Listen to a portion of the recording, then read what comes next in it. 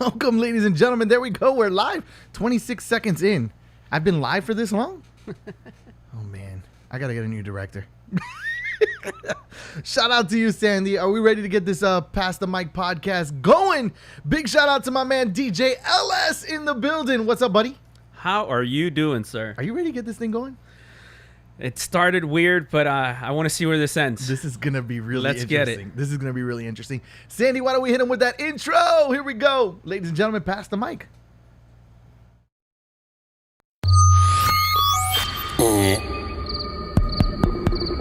This thing on? From Miami to the world, it's Past the Mic podcast.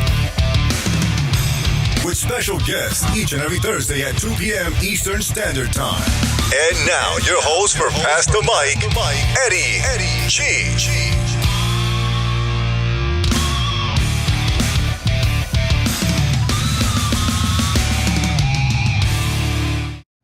Ladies and gentlemen, welcome back to Past the Mic podcast. I hope you guys are ready to have some fun. If you haven't done so already, make sure you check us out on YouTube.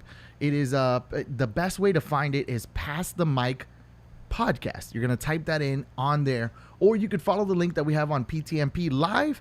And without further ado, ladies and gentlemen, a big round of applause for the one, the only DJ LS. Yeah. Tremendo intro. What's up, buddy? How you doing? Amazing, man.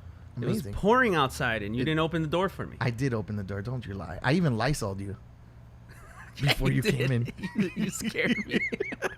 I have to give you a little Lysol. Yeah, I thought it was in an episode of E.T. I cleared you of your spirits. Yeah, Your you did evil that. spirits. And the good ones. And you know how it was burning in your eyes? That's because you're wicked. Oh. Oh, man. What a welcome. Let's do this. All right, ladies and gentlemen, DJ LS. LS, why don't you tell us a little bit about yourself, man? Tell everybody what you do, what you're up to, and catch us up. You could call me DJ LS, or you call me by my real name, Juan. Takes one to know Juan. Yeah, I gotcha. I love it. I'm going to count every time somebody laughs and I use that joke. That's amazing. Been a DJ for almost going for about 15 years now. Work on Power 96, entertainment director at the Clevelander Hotel and all its properties, and also part of Sound Level. It's been an honor to be a part of the Sound Level team. Amazing. We've done several events for several years, and still going strong, and a husband, a very proud and lucky man. And Shayna Alt, what's up, boo? How you doing? Well, that concludes our podcast. I'm out. And I had to represent. Born in Colombia and raised in South Florida, so I brought out the jersey today to represent. So un saludo especial a toda la gente colombiana, and thank you for tuning in. So what's up? What's up, man? Oh, look at that. We got the sound effects. Don't get me started, because I'm going to start using them all. There you go. Well, let's get this thing going. Let's get this thing popping. First things first, as soon as we came in, you know, obviously we're going to catch up and talk to each other about some things. And the first thing that you tell me, I have to do it. I have to start the episode with this, bro. This is like, not the first thing I told you. This is the first thing that we sat down and talked about. No, the correct explanation is we sat at the mics, and these mics are so nice that you can hear literally A needle as the drop. saliva in my mouth makes noises. At which point I told you it sounds like this thing called ASMR videos, where people literally have high definition mics and record every single sound as they do some kind of activity. Okay. And you didn't know anything about it, and I opened up your world to a trend that is on YouTube and throughout the nation and Lord knows where else, but it is a very, very weird thing. All right. So it's called ASMR. Yes. And what did it stand for? Did you still have that up? I looked it up on my phone, and here is the definition I found. A feeling of well-being combined with a tingling sensation in the scalp and down the back of the neck, as experienced by some people in response to a specific gentle stimulus. I definitely got a tingling feeling down my back of my And it's neck. often a particular sound. All right, so let me just give you the preliminary of what's happening here. So basically, you go on YouTube and you type in ASMR videos, right? That's Alpha, Sierra, Mike, Romeo, okay? For those of you that need that spelling, all right? ASMR. And basically, here's what happens. people grab these high fidelity mics, crank them all the way up, and then they make all these different weird noises, right? So here's an extra special one. Can I get a disclaimer? Go ahead. This is not something I do. This is.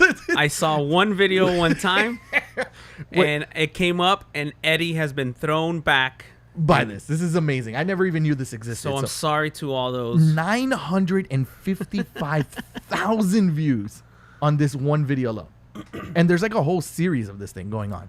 There's all sorts of It's stuff. got 15,000 likes and 878 dislikes. I'm about to make this 879. I promise. Okay, here we go. All right, so without further ado, we weren't able to prep it to put it for you guys to see, but you'll be able to hear this, and I'll walk you through. So basically, this lady has a bottle of seltzer, orange seltzer soda, that she's gonna pour into a cup.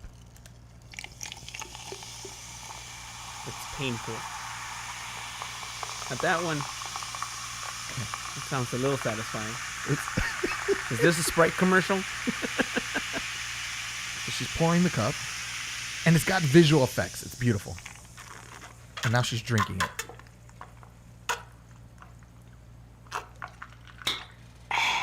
Oh, there's that tingling sensation on the back of my neck. Sorry to our director and producer, Sandy, that you have to endure this. So now she's squeezing a lemon onto cooked lobster, and she's going to devour this.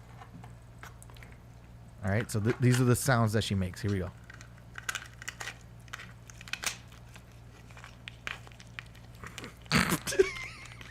Anything tingling yet? Not yet. You know, I have Oh my God. I have a thing with people being able to hear people eat. Like, it drives me nuts. It drives you nuts. Okay, Yeah. I thought.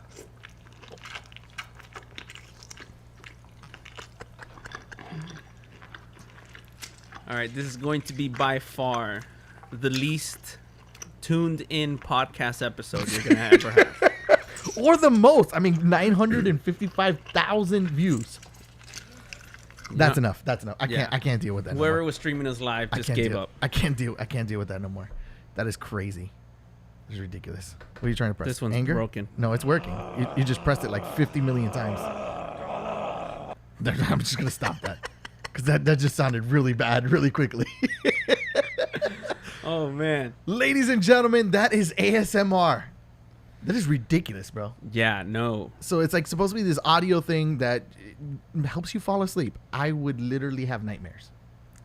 Hey. I literally just had a nightmare right now. That's why there's so much variety in the world, man. So anything you think someone doesn't like, somewhere in this world Somebody likes it. likes what, even though it might be Ridiculous. crazy or whatever. All right, let's get into these hot topics. Ladies and gentlemen, once again, for those of you just tuning in, I am with the one and only DJ LS, Clevelander, Miami DJ. I mean, the man with the plan, Power 96, the works. This guy is like all over the place. I love this guy. He's amazing, man. Colombian extraordinaire. That's Well, what all we're right, gonna call I'll him. take that. Here we go. Take that. Real crate organizing for DJs. Discuss more and the details about crate organizing. So let me tell you what happened here. The other day I was on another podcast or another show, and the guy was like, "Hey, we have the ultimate crate hacking tool to organize your music. It is going to be the ultimate. You gotta watch this. Sales pitch, sales pitch, sales pitch." So 3,000 plus DJs signed up to this to watch what they called crate hackers. And basically what it was one of the guys came on there. He's got a lot of experience in DJing. He's got a lot of experience in the radio. And he said, look, one of the biggest things is in order to be able to DJ quickly, in order to be able to find your music without getting what they call quote unquote Serato face, which is looking at your screen Yeah. while you're trying to find the next song, organizing your crates is really important, which we do understand. And we all should have organized crates. I've seen a lot of guys have their hip hop crate, their pop crate, their Spanish crate, their reggaeton crate, etc., and then they'll have subfolders within those. What do you think about this? How do you organize your crate? I don't think there's an exact science. I think everybody's organizational frame of mind works so differently. Okay. One thing I have come to learn is it's a never-ending task. It's a never-ending commitment Whoosh. to because you're always adding music. So as you add, it's like a desk. The more cluttered it is, it's harder to find a file. Absolutely. And some of us are guilty. I'm guilty of it. I go sometimes so long that I know where the song is at, but I don't have it categorized. And when I don't have it categorized, the moment you need a song, that's when you can't remember Where it's at. or the name or the anything. edit. And that's when you get that Serato face. And it's happened to me. And you want to play it. Like it's you're itching to play you it because know that it knows. fits perfectly. That's the song. That's the edit. And you will find every other song that you've been looking for except for the one that you really want. And that all comes with the organization. Every time I freshly renovate and reorganize things and recategorize and get rid of the stuff that you're really not using, my sets, they become way smoother. I achieve way more fluid experience. But when I don't, it's obvious. And you can tell that I feel more chopped up. I feel like I'm not hitting the points that I know I could hit. And I feel like I'm not delivering. So it's been a task, a lifetime discipline. So what's your go-to?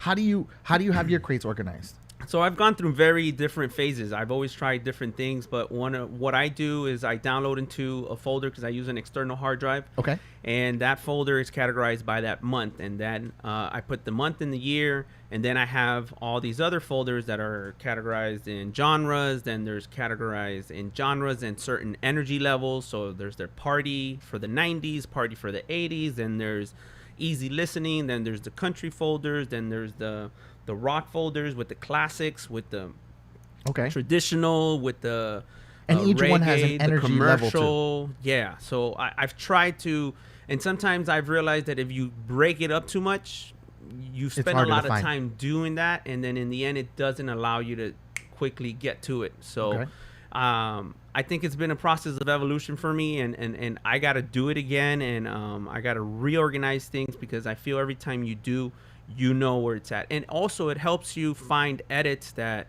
you didn't even know you had. Oh man, it's like scrubbing through and finding that file that you're like, oh my god. How many tracks do you think you have? Oh, I have a 2 terabyte solid state hard drive, and that's we're talking what, 300,000 songs, close beyond that, maybe 300,000 to. It was funny because they were like, oh my gosh, you have like 23, 33, 60,000 songs. That's way too much. Like I chimed in. I was like, I have 800 and something thousand songs. Yeah. You know? But in our field, in the way we play, in the way we do corporate events, you do clubs, you do a kid's birthday party, you do a wedding. Our spectrum is our diversity. So large that we have to have some of those files. Most of them you probably won't ever DJ with. You might be one time that you use it, but that one file can be the one file your corporate client wanted. And that was their biggest argument. Like, why do you need to have so many songs? Yada yada yada. Now, I didn't agree with that part, right? So I was in a big disagreement with that. Shout out, by the way, to DJ Rainier in the house. Big shout out to you, buddy. Rainier, what's up, brother? He said he loves the ASMR videos. He especially likes the one with the Indian head massage ones and the chiropractor ones. Well, he would, because he doesn't have any hair. He's just a big weirdo. Rainier, what's up, man? It's good big weirdo. to see what's up to Rainier, man. I haven't seen him, but that boy's been working, man. So shout out to Rainier for sure. Also, big shout out to DJ Rocco. Rocco, what up, man? Bro, his remixes are top notch, man. Rocco has some amazing remixes. He's got some amazing things. The food just got here. Yeah. You're a little late. Yeah, that was promised. We're gonna make our own ASMR videos right now. This is what croquetas sound like. No, man. This is us pouring colada into the. Yeah, we'll do that. That's how we'll finish it off. That's how we're gonna finish. We'll really make sure no one tunes in. All right, so here's what I found works for me, and I've also taught a few other guys on how to do this. Basically, I have the same principles as you do. I have my crates broken down by genre, right? And in each genre, we have like what we call our build-up crates, right? So basically, my top hip-hop crates that I know are going to work, my energy crates, my, deep downgrading.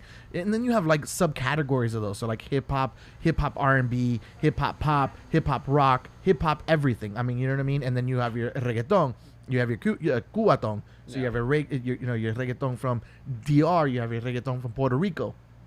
And you kind of break those down into categories. You do it like that? You bring it up into Puerto Rico? I don't go into like DR? that much depth, but I do have some crates that are actually broken down like that. So, for example, I have a Colombian crate, which has a lot of my vallenatos. I have an Argentinian crate, a Venezuelan crate. Because if you noticed in Miami, when you're spinning for a Latin crowd, it's not the same. Like if you play like a salsa, and it's not a Colombian salsa, and Colombians are really known for this, they will come to you immediately and be like, can you play a Colombian salsa? And I'm like, I'm playing Micaela. That's Colombian. No, that's like Cuban, American, Miami salsa. You need to like play something else. Some Joy Arroyo. Yes. True Colombian stuff. And they call like Mark Anthony like true Colombian. I'm like, he's Puerto Rican. Or what's wrong with you? Yeah, no. Like this is not. Anyways, but either way, I have what we call my bangers, right? So my crates that are like straight up bangers. And those are the ones that I have in my Serato. So I've created Serato crates, okay? I have my entire external hard drive organized by genre, but then in my Serato, I have my crates. Basically the same way you would set up when you're going to the club. So back in the day when we had crates, right, we'd have our records, and you'd be at home and you'd have a whole pool of records. And you'd have it at home organized. I don't know about you, but this is how I started. And then I would grab the records that I wanted to play for that night, and I put them into my crate bangers, right? And I would organize them by BPM or energy, of course, or key or whatever. Back then, we weren't mixing by key. Yeah, we were mixing only by BPM. And I kind of took that same concept and I made it into Serato. But then I took it a step further and I realized that there's something really powerful Serato has. If you created smart crates. Smart crates are good too. But if you create a crate in Serato and you export it into your desktop, it actually pulls all those songs from where they're at, and they create that crate for you, and you could drop it into your external hard drive, and now you've saved that crate. So I've made 2 crates over the years called Party 1 and Party 2. Party 1 is basically what I was rocking back in 2006 all the way to about 2012. From then, I skipped to Party 2. And that's kind of like my recurrent hits. I go into there seldomly to find some really, really heavy tracks that I wanted to play. But it's still basically bangers. You're going to have your Get Low, Flow Rider. You're going to have your Ludacris and stuff like that. And then you're going to have your, Gasolina, reggaeton and stuff like that. And it's just basically all the best of that music throughout that time that I was playing. We have those go-to songs. I mean, Black Eyed Peas, just the songs that no matter what, somebody's going to resonate to those songs. So similar to that is what I do is the venues. So I have a folder called Capone's. There you go. Capone's in Fort Lauderdale. That has a certain vibe, and throughout a night, I will hit such a wide spectrum, but it's still confined within a certain genres. But I have the songs that always hit, and then I can pull from other record pools. I have the Wharf Miami. I have the Clevelander Martini Bar. That's a Latin set, right? So barely any American music. So I know the songs that are current, that are popping. So you drop it in that folder. So whenever you're doing an event, you're like, well, this event feels more like a Martini Bar. Bam. Correct. I can pull from there. Yeah. I can get ideas, because sometimes there's so many songs that as you go through a crate, you're like, yes. And that tags you onto another song and tells you yes. Super awesome. And so very similar. And then I exported those crates into my desktop, and then I've organized it like that. So we can pretty much call those your open format crates. I'll call them open format crates. Kind of the feeling that I get from each crate is kind of what I go to. But Party 2, I can give you Party 2 and you can start from the top to the bottom and be able to mix a party and pretty much rock that party, right? So it's very close to me. It's very important to me that I keep up to date with it, that I'm adding the newest bangers in there. And then what happens is sometimes bangers die out. So those will go into like recurrent hits or deaders. I call them deaders. But that process means you are going back. Correct. And going in there, and that's what organizing. A lot of us, forget to do. You're doing events, you're booking events, you're doing the business side, Yeah. Sometimes in the process of going through a library is minimum a 3 to 4 hour Oh yeah. task in one sitting, and that'll only get you maybe through Yeah, it'll get through to one crate. one crate. Yeah, it'll get through to one crate. I probably have in party 2 and party 1, I probably have about 400 songs in each. Yeah. Just about. And that's that's a pretty good much a pull. 4-hour party. Yeah, that's a good you know. pull. So What would you say? It's about 40 hours 40 songs an hour on average. You're probably like 60 songs an hour. it depends. I've learned from you and like the other guys to like let it ride out. And it's a not a little bad thing. I think it's just your style, and that's what that's why you rock when you do your events, and I guess I'm corporate high clients. energy. Yeah. I'm high energy. You scrub. You go one, boom, boom. I'm a New York boom, mixer. boom. For those DJs out there, I'm a New York mixer. I'm in and out. I'm banging in and out. Yeah, I let it go a little longer. I've tried. Actually, I've seen when you do certain things, and I'm like, you know what? I like the way you just did that. I gotta have those songs ready, and I'm only gonna give you this piece because when you did it, I was like, man, I like the way it came Thank you, out. brother. So yeah, but on I've average, learned- I've done the I've learned math to- about 40 songs an hour. If you're doing a set, More or that less. you're kind of giving a song about a minute and a half to 2 minutes. You're doing on average. It's funny that you say that because in one of my mixes, I banged 14 songs in 14 minutes. So it's about a minute a mix for me. And that was the beginning portion because that was my opener. That was my like, I'm going to give you everything so Yeah. you stay hooked. And then I dragged it out a little longer. And, you know, the average was like 2 minutes a song by the time I was done. Right? So I get it. You know what I mean? I get that sometimes you have to let songs play a little longer. I'm a corporate of that. I definitely have that little issue of if I play a song too long, I feel like I'm dragging out. Like I get bored is what it is. Yeah, Bored in the it's- house and I'm bored. I get you. Sometimes if I leave the song too long, like in radio, you can't approach it the same way. In Right. radio, you gotta let the song play because in radio, people are tuning in because they like the song, not because they just want to hear a set. Correct. So in radio, you have to learn to approach it differently. And on a half-hour set, you're probably doing, I on average, maybe I'm doing 12 songs in a 30-minute set. I've learned that the magic though too is that if you're gonna bang in and out of songs, you better know what you're playing and you better know your crowd very well because if you bang out of a song that somebody loves and you didn't go into something that they were like, oh, I love that one more too, or I love it just as much, you're going to get a bad reaction. And it's really important to have your music extremely organized so you don't ever get Serato face. And it's an evolution of where we're at today. Everything is instantaneous satisfaction. Oh, yeah. So people's attention span Is is much shrinking lower. and shrinking Yeah. and shrinking. So especially the younger audiences, when you're doing a set, if you go too long, you lost them. You Yeah. lost them and you'll lose them. And you got it, like you just said, if I don't hit the right song next, I'm going to lose them. Yeah, you'll lose them right away, and that's that's a really unfortunate thing that you really don't want. And for me, one of the really important things that I like to do with that is exactly what you said: create them for what they are. So after I did party 1 and party 2, I ended up doing 2 more, and those were corporate, and the other one was most requested. So I pulled what's the most requested songs that I'm always getting. And that's really what I give to you guys and all the other guys. And basically, so you have a general idea of, what each crowd is like. And everybody has a preference and every party's a little different. So when you start compiling all these different parties into the most requested, it becomes a really unique crate.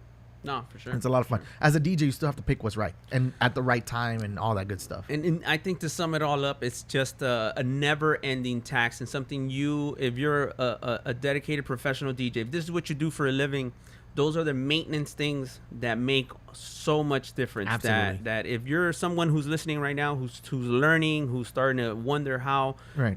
that you spent the time when you set up, but it's going to be something you got to task yourself and say, if not every 3 months, at least twice a year, you got to sit and scrub so that you reorganize, because there's so much music being released on a weekly basis. Oh my goodness, man. It used It's to be crazy. much less, but nowadays you got so many genres, so many things that if you don't scrub your stuff, your sets will reflect it. So here's to summarize this whole thing, right? And I want to get your opinion on this. At the end of it, they were like, okay, the crate hacker is, we're going to sell you this. It's DJs coming together and creating these crates. And we're going to give you the crates. Yeah. With the songs? Like, so if you subscribe to, I'm not going to say any names, but if you subscribe to one of the record pools, or for example, Serato comes with Tidal or SoundCloud, you would be able to get that digital format, kind of like creating a crate in Spotify. It's in Spotify, and you can mix with Serato on Spotify if you have the right programming or whatever. But typically, as one of us, we would have to grab those songs, find the songs in our crates, find the remix that we want to use, and then put it into a crate. And basically, they're giving you the cheat sheet though of all the songs. So here's my question to you: do you feel like having that cheat sheet makes you a better DJ? It's a guideline. It's something that's gonna help you. Maybe you don't know where to start. It could definitely help you have a starting point. Okay. Maybe somebody like you and me might look at it and be like, "Well, I don't need this, I don't need that," but that could be That's a helpful. banger. So, it's also, we got to be open to new ways of how people do stuff. Because if you get too stuck on your way, Absolutely. you'll lose opportunities to be more diverse, to be more dynamic. And I would say, I don't know that I would myself go jump into it, because I kind of have a 10-year relationship with my crates. Yeah. That I do approach it, but I'm always willing to listen. And I think it's so cool to know that, because, I would check it out, take a look at it. I don't know that I would completely jump in and say, give me my cheat sheet. Right. I kind of just want to see what they kind of used what was their scheme. I felt the same way about it. Like I wanted to join up. It was cheap too. It wasn't expensive at all. And to kind of see what other DJs are rocking in other places too, because it's kind of all over the world. And it's important to realize that, here in Miami, it's one thing, but if we go and play in, Chicago, New York, I mean, we don't even have to go that far. You can go to Punta Gorda, Florida, and you're going to play completely different. And so it was really interesting to see, some of the things that they were coming up with, because they give you example crates that they have with energy, key, and all that stuff. And it's great, but they were kind of pushing an agenda that I wasn't feeling too well. It's kind of like, I want to learn how to use Ableton, right? But if I show you everything of how to use it, is it really going to help me? Like, okay, I can go from top to bottom. I can give you one of my great crates, right? And you can go from top to bottom and rock a party. But you have to know which songs to pick within the right time. And I think that only comes with experience of messing with your actual crates and really digging in. If you're not digging in your crates, you're missing gems sometimes. No, without a doubt, but I wouldn't shy away. I don't want to say that I get what you're saying, Right? Because you're very truist. Hands-on. You're a truist, and you come from a different generation. Like me myself, I didn't start with crates. I was a computer DJ who learned off a virtual DJ, because I couldn't afford the money to get crates, and I wasn't DJing at the age that you were, Okay. So I started later, but computers to me were my way of being able to skip the hardship of having to buy crates and Records and vinyl, and CDs, the and all that. turntables and a mixer. So I started that way. So for somebody to say, well, that's cheating, or that's No. this, it's a shortcut. It was my starting point. And for some people, it's going to be a good starting point. And for them, it might propel them forward. In the end, one thing you'll learn, anybody who DJs, there's no shortcut. Yeah, You can't skip the line and become an Eddie or become a big name DJ and do it because they gave you the cheat sheet. I'm not going to say I haven't seen those DJs. You've seen those DJs. There are some DJs that are out there that you're like, wow, they became famous. Wow, I don't know how. It is what it is. All power. You know what I mean? More power to them. They made it. They did their thing. Great. I'm never here to shame anybody. But at the same time, I think to be true to the craft and to what we love to do and what we're really passionate about, I think there takes some type of dedication to it too, man. Honestly, getting handed those crates because they're bangers, because they're the hottest and greatest thing. Sometimes you kind of just took away somebody's element of learning that and seeing that and developing that ear for those things. I think you're taking away somebody's ear when you do that. Like, it's great to know what are the greatest top charts and top songs that are playing for DJs and their energy levels and their keys and all that, but really you crutch somebody, and that's the part that I kind of have like a little bit of an issue with when you're trying to teach a new DJ. But what I would say is this, though. It does take away that element of it takes it away at the getting that beginning, ear. because even if I was to do that right now, if I had this cheat sheet and this paper had songs, 40 songs, right? Right. It gave me the crates, And all I did is I did what you just said, right? I Right. just went to this cheat sheet, and now I didn't sit down and scrub my songs and say, hey, Listen to them these and are the hear them. hit songs, and I like this part of that song. And you're not going to be able to fake it, right? Because it's like you said, I can give you 400,000 songs. I can give you 40 songs. Right. And a DJ who understands the music can do way more with 40 songs than he will with 400,000. Right. And you can have all the songs. It won't matter. Experience is what I mean. You can't cheat that. You're going to have to go out there. And even though you cheated, it's going to be obvious. You Right. might rock the crowd, but in the sense only that you captured them because they like a song. You Right. never captured them because they liked your set. But there's some And- DJs who fight that though. And that's fine. You know, again, you will, if you're not prepared, the day that you're confronted with an experience that you can't reference your cheat sheet and you can't reference your crate, you're going to have to pull from here. Right. And that you can't skip. Yeah. That's either there or it's not. So it might, to me, it's a starting point, a point of reference, but it Gotcha. will never be the solution and the cheat to get you above other DJs. Okay, I like that analogy. Thank you for that, man. See, this is what it's about: is really getting everybody's opinion and different thoughts on what's happening in our culture, and I think that that's really important. Sandy, are we live on YouTube? We're live on YouTube. Did we share that with the other platforms? So we're on PTMP live, and we're sharing with all the other platforms. LS, you're more than welcome to share the platform on yours if you want to hop on to PTMP live and then hit the share button to your page. Yes. You can get your friends to chime in on some of the On topics. Instagram? Facebook. On the book face. Yeah, on the Book of Face. Gotcha. Let's get into the next topic. Here we go. I think we beat that one with a dead horse. Oh, yeah. All right, Clevelander, Sobe. How's it been being the entertainment director, and how did you get there, man? I'm sure there's a lot of guys that are like, yo, Clevelander is iconic to Miami. It's worldwide known. Yeah. It's sometimes it's surreal because, we get so caught up in always moving. What's next? And I was an MC at the Clevelander before I was ever a DJ. It took me 4 years of being an MC and asking for an opportunity. And they had an entire roster of amazingly talented DJs, too many to name, but some that will stand out that I have to always give credit because they taught me. I watched them do their sets. I watched them do the things that they do, and that's how I learned that this is how the Clevelander, you approach this set. And those tools that they gave me, I was able to take and apply in other venues and in my career altogether. So shout out to DJ J Ferg, Genius, DJ Eleanor, Ryan Smith. The list is never ending. And I'm sorry if I didn't mention you, but RZ Spins, come on, man. We're not even gonna go there, but I love my boy, who's one of my partners and the lead DJ at the Clevelander. So I started as an MC, became a DJ, part of the roster 4 years in, and 10 years later, after hosting shows on television, on MTV, on ESPN, for the Marlins, I got sent to All right, I'm out. Jacksonville. I did, one of the most amazing experiences. I was the MC and got to DJ inside a stadium for an NFL game for the Jacksonville Jaguars, because the Clevelander, for 1 year, we had a deck, and literally we had an entire deck of a stadium.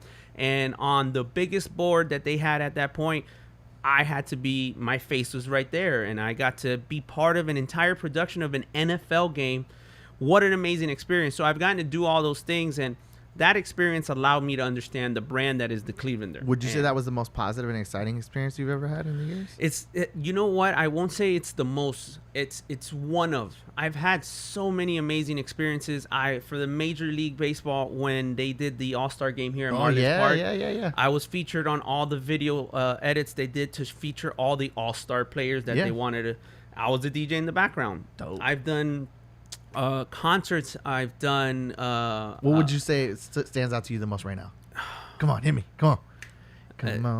It's so many, man. Come It's just they're so on. different. They're all so different. I DJ'd for the Miami Heat inside the Yes, arena. I remember that. I've done festivals. I've stood in front of 3,000, 4,000, 5,000 people, and And done now you DJ street for blocks. Sound Level. How far you fallen? You're right there, man. You're right there. Don't even act like it, buddy. So I'm so blessed. I am truly blessed. I don't know how I got here. I don't know how I became that. And to me, I haven't achieved anything. I'm just always working to try and do better and learn more. And it's never about, being a cool guy or anything. That to me is just, I love being a DJ. I love doing the mic work. I love being an MC. And that passion for me has allowed me to propel to the next thing, to the next thing, to the next thing. And I've had amazing experiences, man. Amazing. Oh, that's awesome. That was it. That was it. That was it. Like, So the Clevelander, that's how I ended up being the director. 10 years in, the general manager at the time, he kept telling me year after year, he was like, I want you to get on the business side of this and not only perform. And he gave me an opportunity, and I didn't know how that was going to go. And it's almost a year later, and I've learned so much. I've been blessed to work with some amazing DJs. I can't name them all right now, but I've done that with the help of a lot of people. A lot of people have helped me in that process. Shout out to DJ RZ Spins, who has been my right-hand man Whoop, whoop. at the Clevelander step by step. Shout out to you. You've guided me in so many aspects that I didn't understand of the event process. We put on 3 concerts in 3 days more than for 3 days. Super Bowl, and then It was we more had, than 3 days. imagine, and with an infrastructure that wasn't even built to do that, yet together, thanks to your help, we were able to execute one of the most known parties and concerts for Super Bowl week this past January. I mean, it was first week of February, last week of January. I was on TV with First Take. Yeah, I was ESPN. able to host in between that. I did that with RZ. So it's been an amazing journey. They've trusted me, and my work ethic has always spoke for itself. I have a dedication, but most importantly, I have a passion for this stuff. No, and on top of that, like, I think it's your character too, man.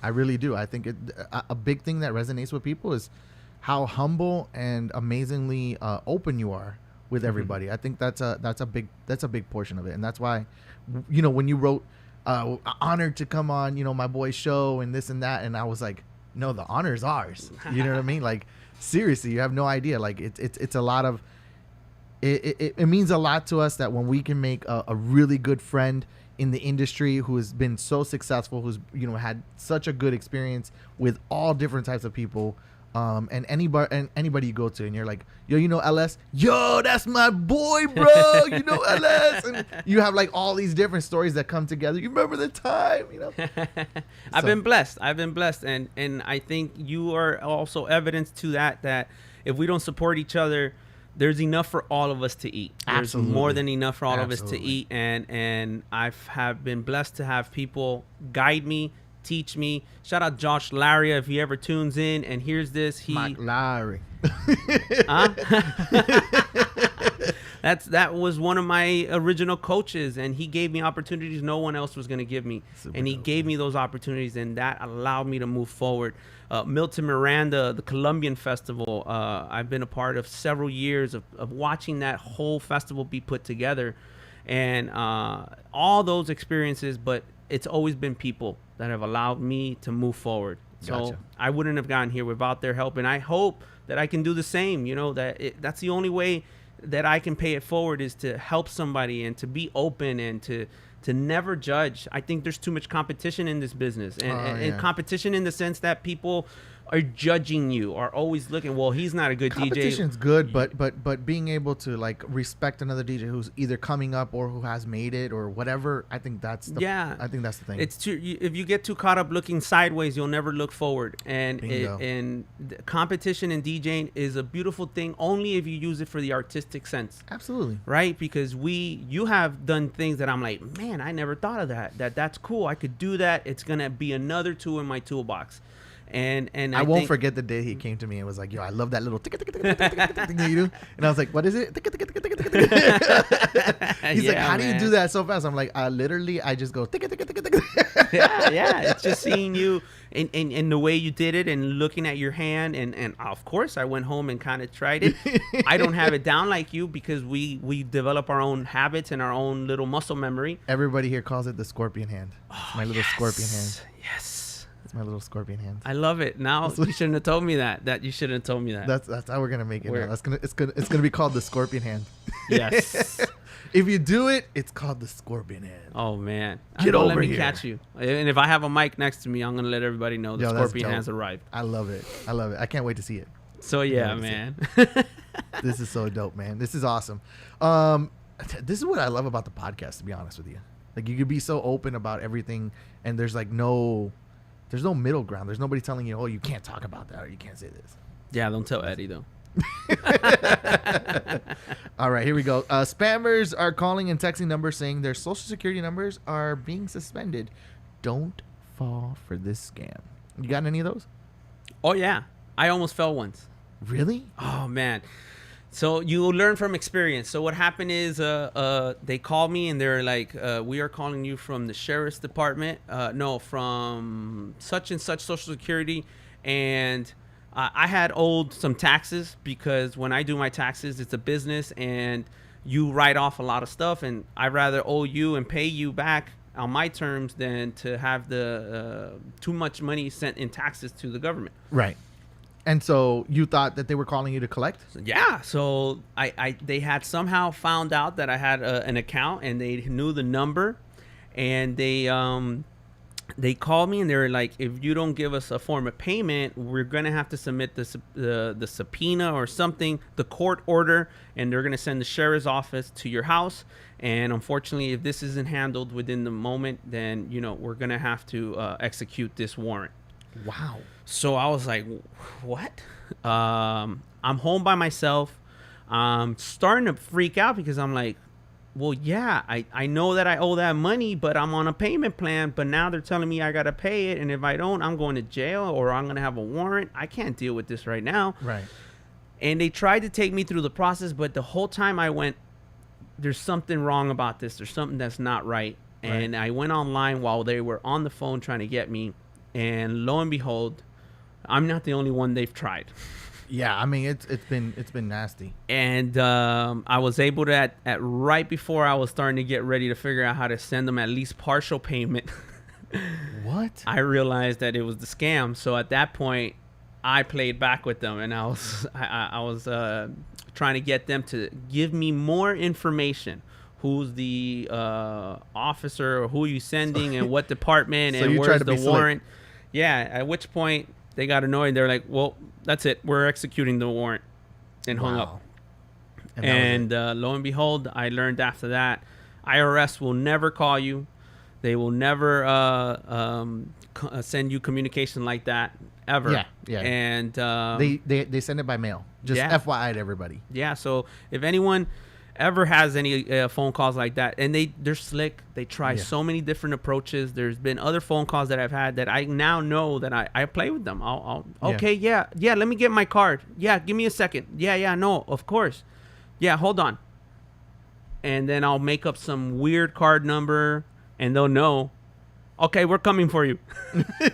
And I hate to use kind of a bit of an accent sometimes because it is from overseas and it's from Middle East, Eastern accent. And it's just I've gotten a lot of bots. Yeah. Well, I've gotten people, and you can tell they're either not from here or they're from somewhere else. Yeah. And they probably don't even know that they're scamming people. They're just doing a job. There's bad people everywhere. That they got hired for. And there's bad people everywhere. Like, we can't just generalize one group or anything like that. It's really, there's bad people everywhere. There's bad people in your community. There's bad people in your job. There's bad people everywhere. Okay. Don't get it twisted. It's not just one culture, one group, one ethnicity, one anything. There's good and bad people everywhere. Correct. So, watch out for those spammers, man. Watch out for those spammers. Yeah. All right, so let's get into the knit and grit on this one. You ready for this one? All right, a Miami man fishes for lizards in a BJ's parking lot. That's knit and grit today. I don't know what that means. Is that a metaphor for life?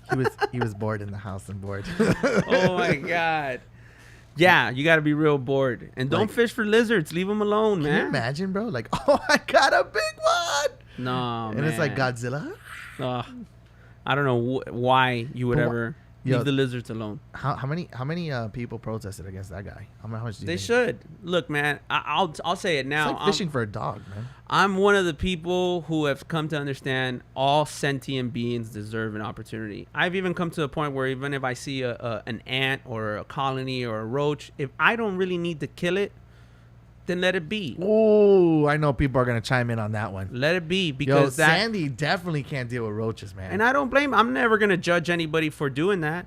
It's just my take is I've found a new relationship to the things around me. A tree, a leaf, even pulling a leaf off. It's like, I know it doesn't mean no one screamed, no one said, but that leaf had the power of life in it, and it's growing, and it's no different from us. And I think being grounded in that sense allows you to understand and have more empathy for everything around you.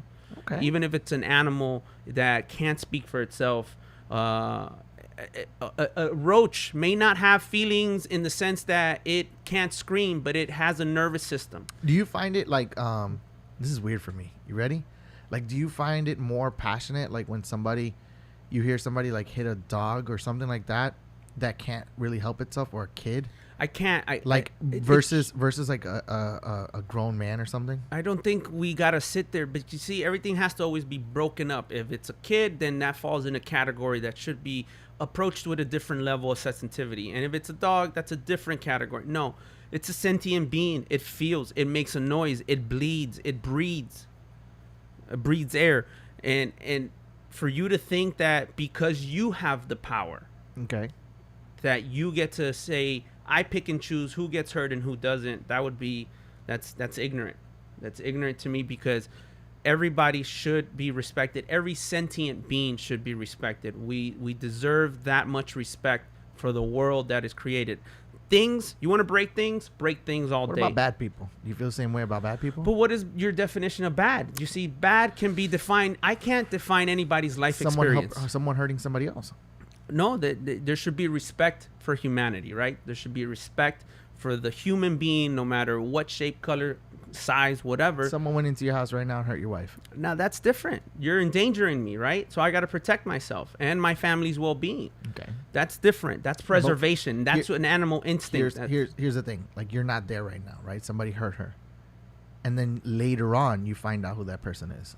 Would you still... I don't know how. I haven't had that emotion. I haven't had to filter that emotion.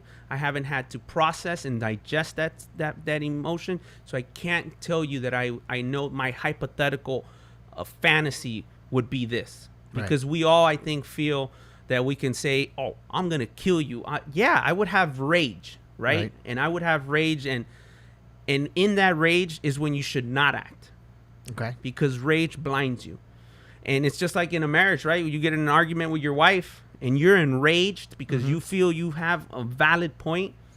Is that the time you should have that discussion, or is that the moment you're going to reach a resolution? Most likely not. The thing that I found, and I can agree with you there. There's some times where I'm like, you know what, just stay away because I need to take a breath. Time and space. I need to, reevaluate and reassess this situation.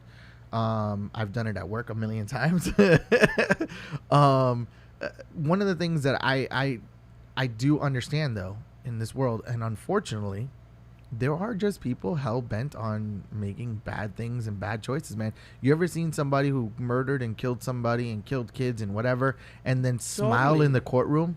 Totally. You know what I mean? Or blow kisses to the mom who's grieving? If you really care about a human being, no child is born ready to kill somebody, right? It's hard not to, because you still had a choice. Just like you're saying you have the choice to love and create and respect every sentient being. He had the choice, or she had the choice, to not do that to somebody knowingly. If you're egging it on and really like, you know what, yeah, I did that, ha ha ha ha ha, there's a difference in that person's mentality. So that's where you would say, and not to say that person doesn't deserve to be punished, suffer the consequences for their decisions. That's one aspect. Another aspect is to say, how do I understand how that person got to that point of seeing the world like that, right? Right. A child, how many children you see with that malice born in them, man. right? Yeah. Right? So a child normally doesn't have that malice born in. It's learned behavior. And sometimes it's also survival. It's either me or the world, right? I mean, So- it's a smaller percentage that you see a child that's born with a little bit more anger or aggression towards another person.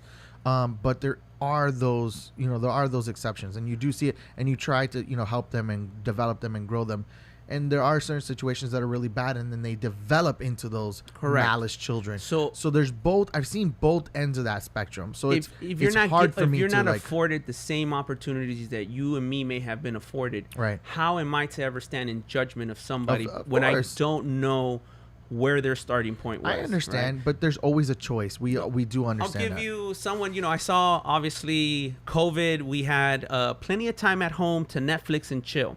One of the documentaries was the one with Aaron Hernandez. Were you trying to tell me something? Is there a baby on the way? Is there like a little LS running around somewhere? Is that where you see Sandy? I Netflix said and chill? Netflix and chill, and that's what goes to his mind.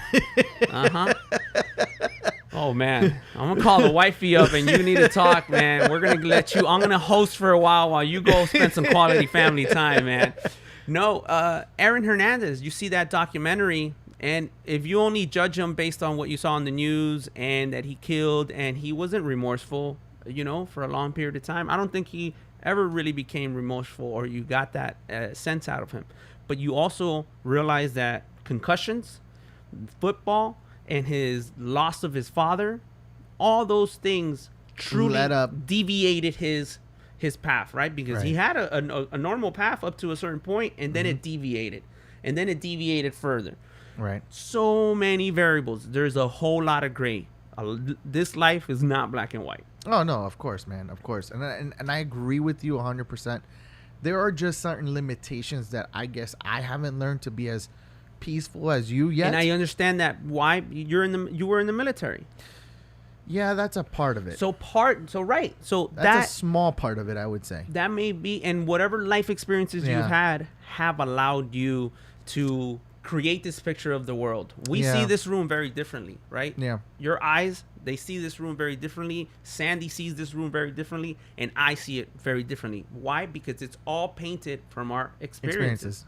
So I can't ever say you're wrong for not seeing it this way. You Right. see it the way you see it, and if you ever want to try and see it a different way and you like the way I see it, then let's have a combo. No, I But- love the fact that you're able to see it like that. My thing is that I'm just not one of those people to let my guard down as much as you do. I guess that's what it is. You're very trusting of people.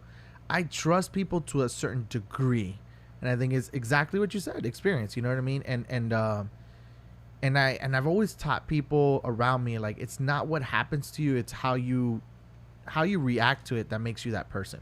And you reacted to it very differently, and you used to be a different way, and you've been able to adapt and change, and that's the beauty that I saw within you. I think that's. You think I'm beautiful. I think you're gorgeous. just this sentient being. that I Sandy, just- we need to change topics. He's starting to hit on me. Yeah, He's telling bro. me I'm You wanna beautiful. Netflix and He chill? wants to Netflix and chill. Oh man, this got real good. All right, next topic.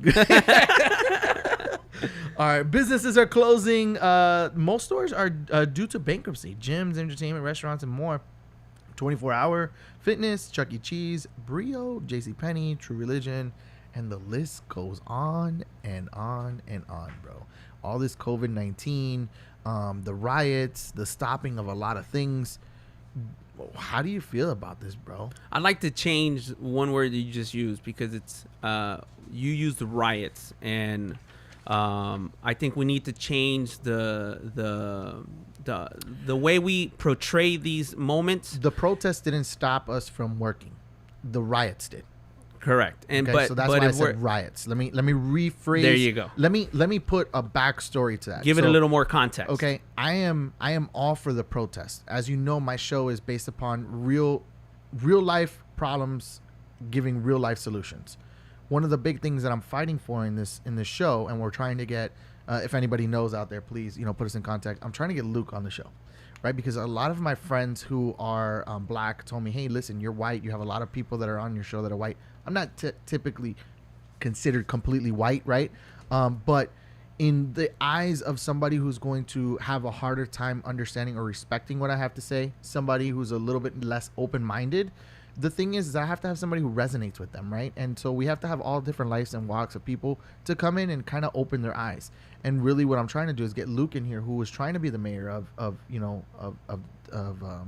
Miami-Dade County, and really just open up people's eyes of not just protesting, not just speaking your mind at home, not just speaking your mind with your coworkers, but really making a change in the system itself. How do we do that? How do we have an actual voice within our government, within, the rules, the laws? Look, there's no law right now that really says black people are bad and you should hate them and blah, blah, blah, blah, blah, blah. That hasn't been around since the 60s, which some of our parents grew up to, right?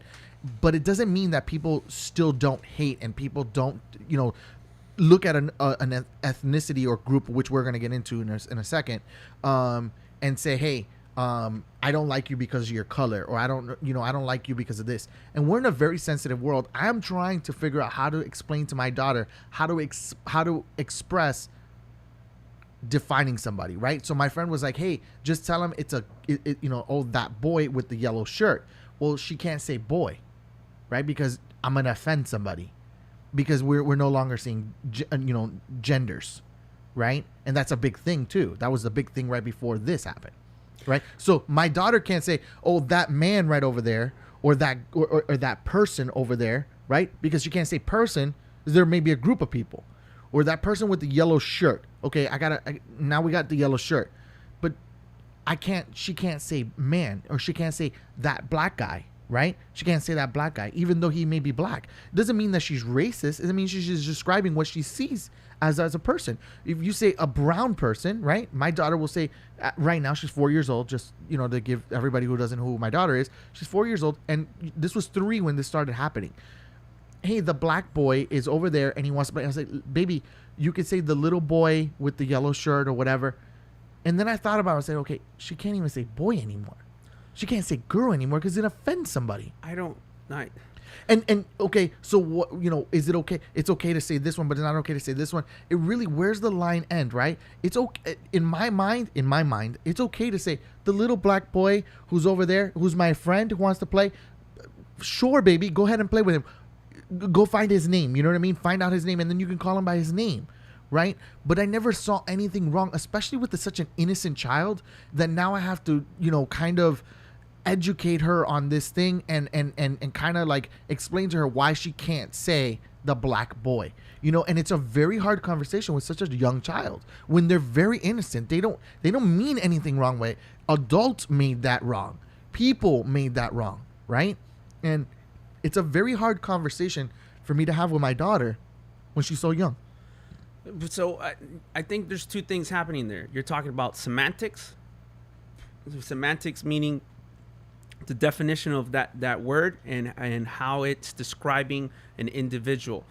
I don't think we are the ones that have inherited a way of speaking.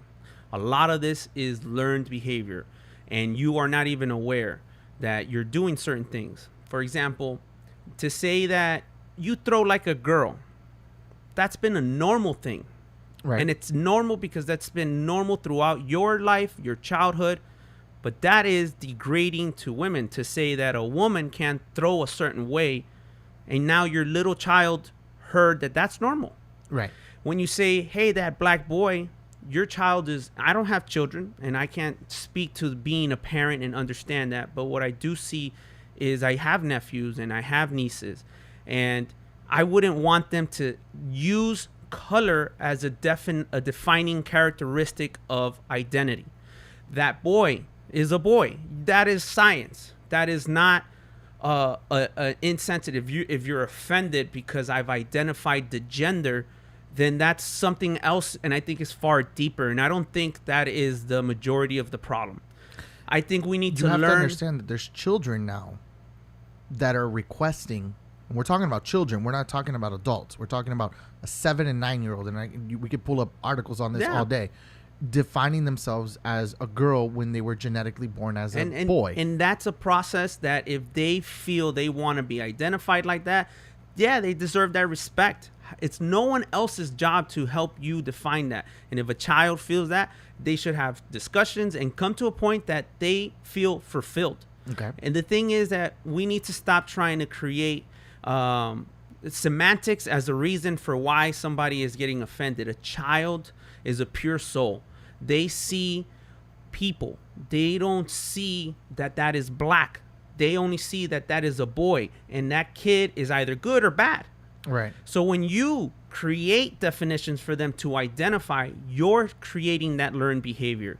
You're teaching them, and that child is inheriting identity. But I never taught her to say that black boy. Okay, she so when literally she did it, she learned colors, and then she correct. would she would So even call some people at that orange moment, or green. Wouldn't you then teach her to say that boy is a boy, We did. and you know him as We a did. boy, We did. and once you learn his name, you can use his name. We did. That person, that human being, if you want to be completely generic. Right. But I don't think we got to get did. lost in semantics. We did. Semantics is just another way to find a different argument for what the real problem is. We definitely did say, you need to say the boy with the, with the shirt or whatever, and help her learn how to describe somebody a little bit more differently, just so that I didn't ever have to have that conversation with somebody like, oh, you shouldn't teach her that. I'm not teaching her that. Like, this was natural to her. That came naturally. She and if learned you know colors, that in your heart, then she you learned, shouldn't feel that you now need to sensitively navigate it. That is your child. And it's so long as you have a true sense of wanting her to identify not the color of a person, you're trying to just have her learn how to describe something. I'm not a teacher. My wife's a teacher, and she would be really good at explaining this because she has to deal with children of those ages all the time. And they say things, right? Correct, they do. And a lot of it's learned from home. Right. So it doesn't mean that child has an inherent racism. It is learned. It is learned. And I commend you in making sure that she learns to identify not on the color. The color, you don't say that green tree. Right. We say tree. We say that tree that's over there. There's a tree over here. Right. There's a tree. We're all human I would go beings. into maybe a little bit more different, obviously if there's a bunch of trees, I'm going to say, oh, the tree with, the orange leaves and this and that. And I don't think I'm hurting any other tree's feelings. Do you understand? No, at that point, But- if you are in a situation where you got to identify a person, Right. and the only identifying characteristic is their color, and you had no other choice, then it is as what it is. That you didn't do it with a malintent. It's all context, right? Right. What was your reasoning for it? I think people take malintent into something that's maybe not malintent, and I think that's And I don't think a part of the issue too. We don't got to get caught up in trying to correct everybody. Yeah. We got to get caught up in trying to inform and enlighten those who are receptive.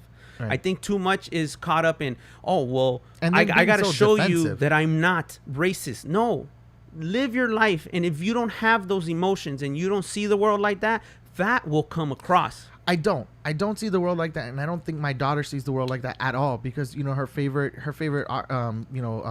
Disney character is Uma. Uma's black, you know what I mean? And she even put the little beads in her hair, and we gave her the the cornrows and all that stuff. And we don't let her identify people by their color, but by their actions, right? But the fact that you just did what you just did right there, you had to describe that I'm not that because my girl likes black. We're what caught I'm up. saying, We're what caught I'm saying up in is trying my daughter doesn't see it as something wrong of her saying the black Perfect. girl, right? But people who hear her will, right? And then I have to teach her not to do that. But she has no malintentions. But if she Correct. does not do that, right? If I don't teach her that, then she has to go the rest of her life understanding that people are going to dislike her because of it, because they assume that she has malintentions in it. And if you think about it, we're getting caught up in talking about how she likes the black princess. No one ever says to their kids or says to an adult, my daughter likes the white Snow White. Right. So why do we do black? Why do we say we like the black princess? We like this princess and her name is this, and I like her because of these features. Right. But it's a learned behavior that so many of us aren't even aware. You just said, she likes the black princess, and No, she I did the said she likes cornrows. Uma, who is black. And so you don't say she likes Snow White, who is white. And I guess the problem there would be that you know, I said that she has cornrows, but you've associated as well that cornrows go with black people. But I mean, No, it's you know not what I mean? that. Like It's- my thing is that I don't ever have the malintention. See, so I said it right, but you definitely know I am not racist at all, right? So my thing is that I have to be careful of what I say because somebody may get offended by it because they think I have a malintention, but I really don't have any malintention And in it at all. What's going to happen is what you focus on is what you bring about. It's and if crazy. you're focusing on not insulting somebody, guess what you're going to end You're up gonna doing? insulting somebody somehow. But if It's crazy. you, in your heart, you know, and I know that because you can't hide that. It's either Yeah. in you or not, right? And as we've done business transactions, as we have done Right. events, that's never been a factor in how you relate to another person. Absolutely. So I know it's not in your heart. So the fact that you feel that you now might offend somebody, you're getting caught up in something that you don't need to. I think you know what I need get caught to up make in for? sure that your daughter understands and values human beings. Right. Human beings, no matter what, and that she doesn't learn to identify a group of people because of their skin color, or that's the only way I know how to describe them. No, a long time ago, that was normal. Yeah. It's not. It's a not learned- normal anymore. No, it's a learned behavior, and we It's have weird. to learn to You know what's not weird? It's different. to be aware that we're doing certain things, and we may not be offended, and we don't have the malice in our heart, but that does not mean that another person takes it and receives it in a different way. Yeah.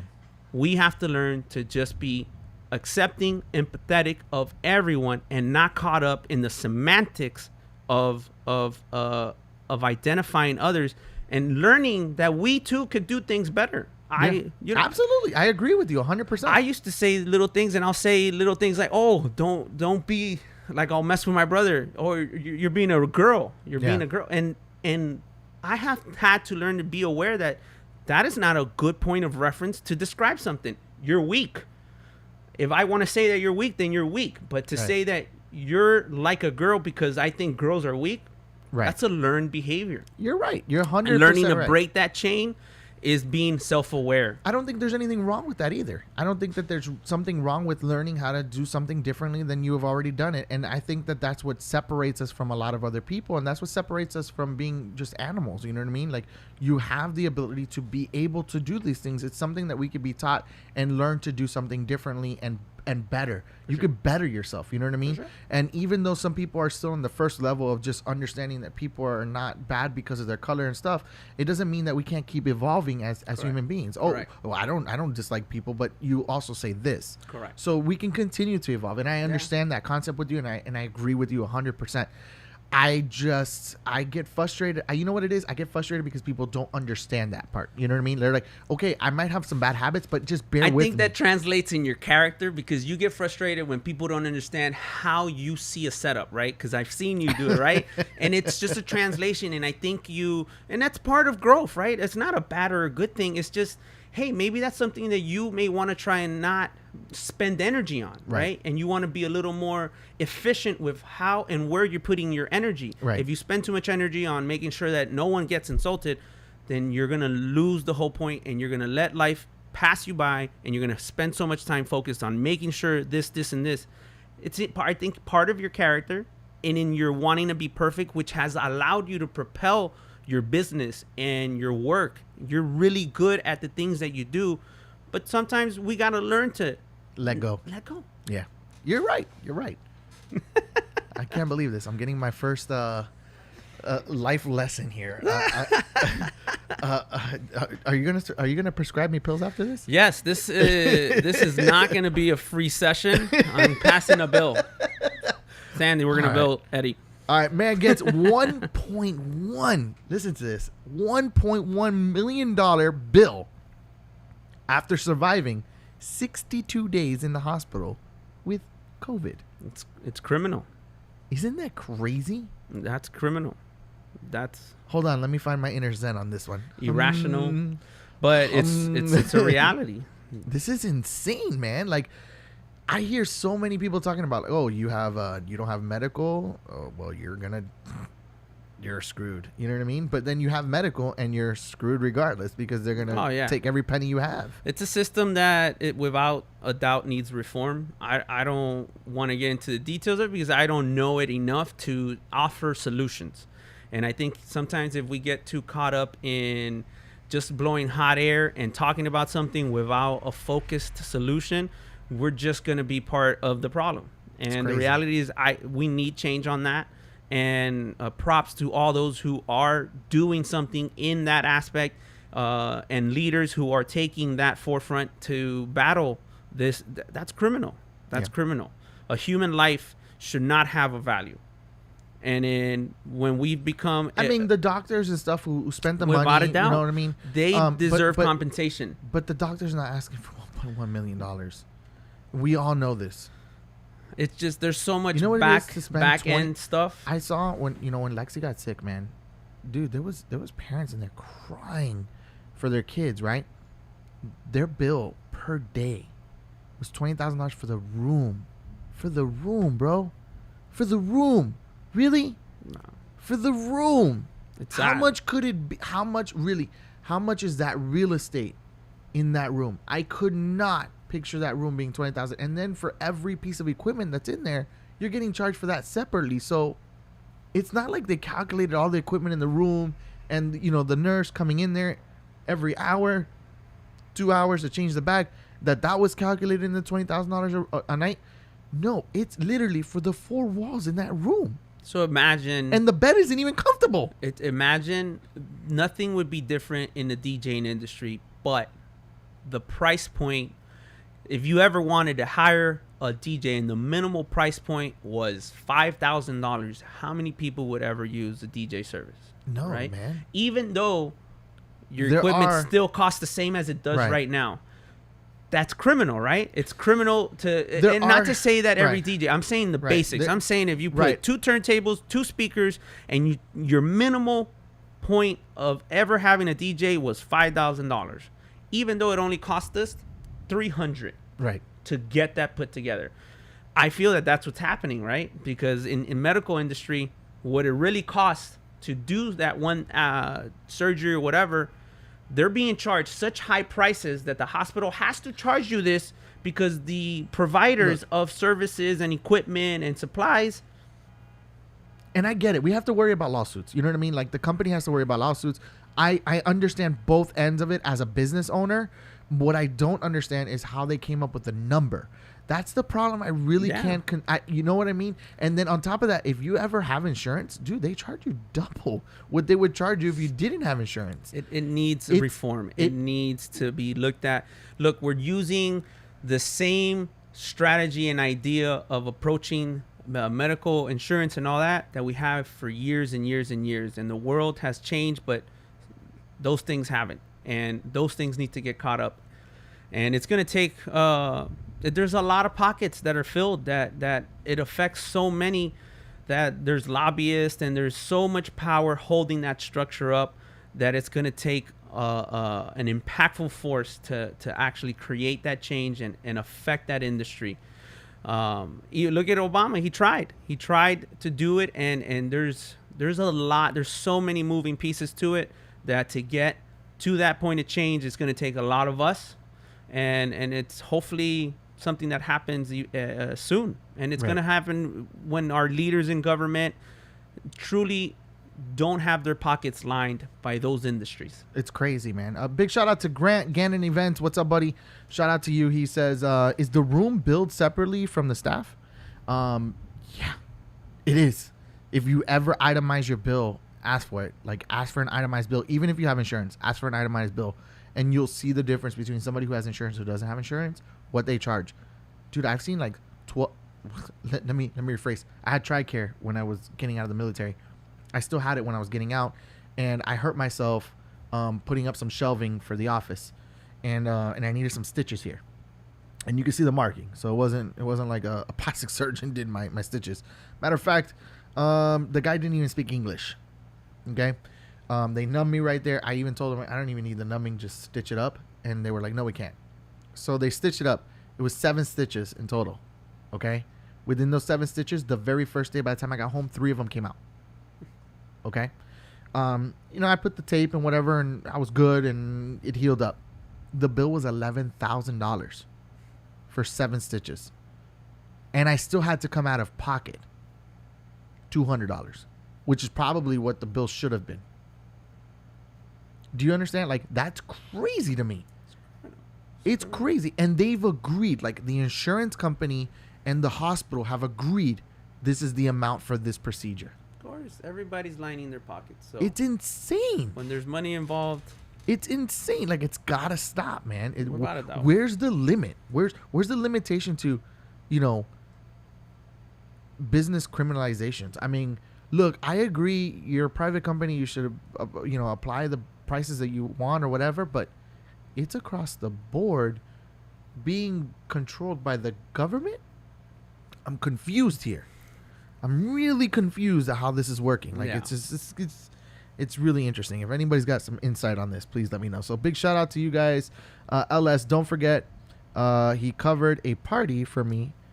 Client was raving. Oh, that's right. Yeah, you did an event for Gannon. yeah, I remember Yeah, it it was 15s. Yeah, there you go. Oh, that? what's up, Grant? The crew. You're Yeah. getting shout outs. All right, so here's a big one, man. We're boiling down this list. All right, justice for Khalid, right? Or is it Khalid or Khalid? We're going to go with Khalid. You good with that? Khalid is an innocent Saudi Arabian chemical engineering student. He ordered chemicals for an experiment just like any other student would, and he got arrested for allegedly ordering chemicals to create explosives. I think that's too broad a statement. I think we need way more context, way more information to start formulating opinions. And I think that's part of the problem with a lot of these things. Yeah. That we just go off of that one sentence News there, article. and now we have formulated an opinion. Where's the He's- source from, Sandy? She's printing the source. And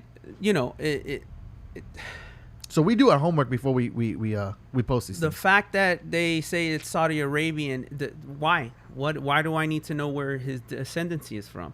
Was it because of his descendancy that they tagged it and they said, oh, this kid has this type of name, and that's why there's a red alert? Well, why is there a red alert? Because there's been a frequency of people that are from Saudi Arabia that are buying chemicals. If there is, then and there's more to that, then who am I to ever say something? It's like getting pulled over by the cop because you drive a red car and you had a black Correct, shirt. so it shouldn't and you're a be- white male, and there was an incident that just happened with a red car, black shirt, and a white male. So that's where the context is. Why is it that they felt that was a lead that they needed to approach? But is it okay to do that? No, that's fear. Again, that's imposing power. Is it on the okay for a cop powerless. to do it? Is it okay for the government to do it? No, there's everything needs to be approached on its own merit. Every situation, every case. And if it was because of his descendancy and his name, and that was enough for them to trigger some flag, then Where's the we source? need though? more explanations. We need more reasons as to why. And once they found out that it was a child and it was a kid and they vetted it, then what was the point of arresting article? him? What was the point of arresting him, right? Because he got arrested? Yeah. Allegedly. Isn't that crazy? No, It's a crazy world we live in right now, man. without a doubt. It's there has to be a different approach than yes or no. If it's a yes because his name was this and that was it, that's all we needed. No, there has to be an approach where there's context taken in, there's investigation done, and once, hey, this was an alert for this and this reason, we now understand what's going on. End Right. of story. Move on. Move Right. on. All right. So Grant says, I have an attorney that specializes in fighting medical bills 24/7 and is amazing at it. Her name is Maria T. Santi. Huge props to her. Now, I that's great, but I don't think that's needed. If we can eliminate this problem, then we won't need that. Yeah, but for right now, you're going to have to call that lawyer because things are tough. Thank you, Grant. Starbucks is closing 400 stores. That's a tragedy. Oh my goodness, that's a tragedy. But I also understand the business aspect in it. Yeah, man. There's a double take on that. We'll talk about that offline. Hard Rock Stadium in Miami announces drive-in theater. The Miami Dolphins. I thought you told me that's where I'm gonna get my test. The Miami Dolphins at Hard Rock Stadium in Miami Gardens, Florida, will show 2 Super Bowls and classic movies as the new drive-in. Super cool. What do you think about that, man? It's innovative. These drive-in things are getting real popular. But Yeah. it's weird because there's positive and negatives in it. It depends on what time you get there. If you get a good spot, you're good to go. But if you're in the back of the row, you know what it is to watch? It's like watching a concert, and you're like in the And nosebleeds. people pay $200-$300 to be in nosebleeds, Yeah. and because It's $40 what to it's go to a worth drive-thru. for everybody is different. And amazing. I just think it's awesome. It's just something else that It's somebody different. can pick. I think it's nice. I think it's nice bringing back movie theaters, drive-in theaters. I've always wanted to do those things. You never know? done one? I've done one. But you know, the thing is that I think that there's a lot of nostalgic stuff that we should bring back. Like I wish that we had a lot more malt shake places. You know, you can get like service and all. You're just an old man. I'm old school, bro. I want to hang out with the young kids. Forget you, bro. All right, fine. I'll stick with my boom bap. All right. Let's get into that fun part. Whoop, whoop. All right, Sandy, you ready? Ladies and gentlemen, this is the segment where we kick things off and kind of loosen up a little bit. We get to know what makes DJ LS turn. In this segment of This or That. All right, This or That. That's the segment. That's what it's called, This or That. And ladies and gentlemen, this is what we want you guys to do. We want you guys to jump in the comments and tell us this or that. So I'm going to give you two suggestions, and you're going to pick one. You're going to tell me why. You're going to go write it on there. Here we go. First one. Be a hero or be a villain. I'll always go for hero. Even though the hero sometimes can be the villain. Oh, come on, man. Are you going to give me this or that, or are you going to turn it into all of this? There you go. So you're going to be a hero? Yeah. Sandy, hero or villain? Hero. All right. Damn it. I just want to pick villain just to go against you guys. Yeah. I know. I just wanna- It's an itch. It's It's like- a tingling sensation in the back of your neck that you want to have sometimes, that V like- across your chest. Oh, that is so amazing. Vendetta. V for Vendetta. Oh man. All right, I'm gonna go with hero. I have to. Like, No. You see, now you're conforming. I have to because I want to be a hero for my daughter.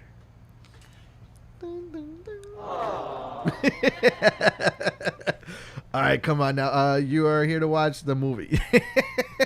I was here to Netflix and chill. Oh boy.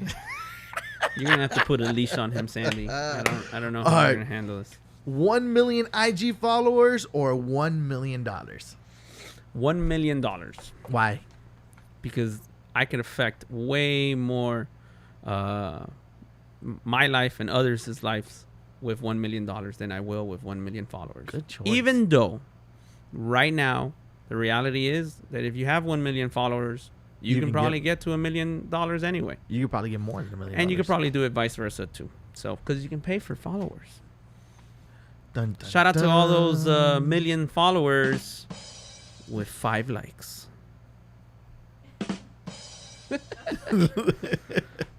All right. Let's see what everybody else is saying. Anybody else? Guys, catch up, man. Hero or villain, and then 1 million IG followers or $1 million. I am going with the $1 million. Sandy. Definitely $1 million. Yeah. I think everybody's gonna go for $1 million. All right, here we go. Be invisible or read minds. That's a tough one. I don't know that I want to read people's minds because you will have to carry all that with you. So I'm gonna be invisible. I can help people. They won't know I help them even better. I can assist others. I can help crime stop before it happens. So what you're saying is you'd rather be invisible? Yes. Why? I was telling you. Why do you want to be invisible? Because I can help you without having to get in your way. If I read minds, guess what? Now I got to read all the turmoil, all the crazy thoughts. I got to... Can you imagine, Sandy, reading this guy's mind? I don't need... You would unlock the mystery of all mysteries. No. We'd realize there is a mystery. No. You'd unlock the mystery of all mysteries. What are women thinking? Like, that is like a mystery of all mysteries. No, because that takes it all out, man. Like, if I knew what my wife was thinking, we've been together for over 10 years. It would not, I don't think we would have made it to 10 years. Because the thoughts that she has, those are private, and I don't think I want to know all of them. Oh, okay. That's the reality of it. And I don't think you would ever want to know any partners, all their thoughts. because we might be afraid of what we see in there. It's better to keep the mystery. Yeah, but you have the power to see or not to see. And what's that going to do? Make lot. you unhappy or... To know if there's somebody invisible in the room.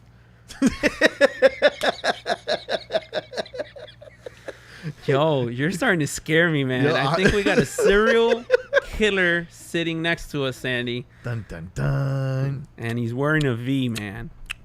Feel it. Yo, I think you're doing this to go get those 1 million followers. That's right now. That's what it is. Sandy, what is it? What is it for you? Be invisible. Wow. I want to read minds. That's my thing.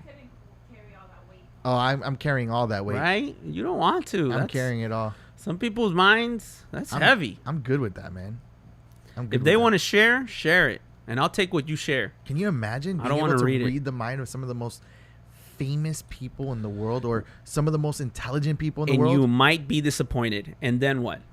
And then I know that they're not the most intelligent people, and it might be the person sitting in the bench corner reading a book. And everybody will see you while I'm invisibly walking around, helping others. Butt naked. You nasty.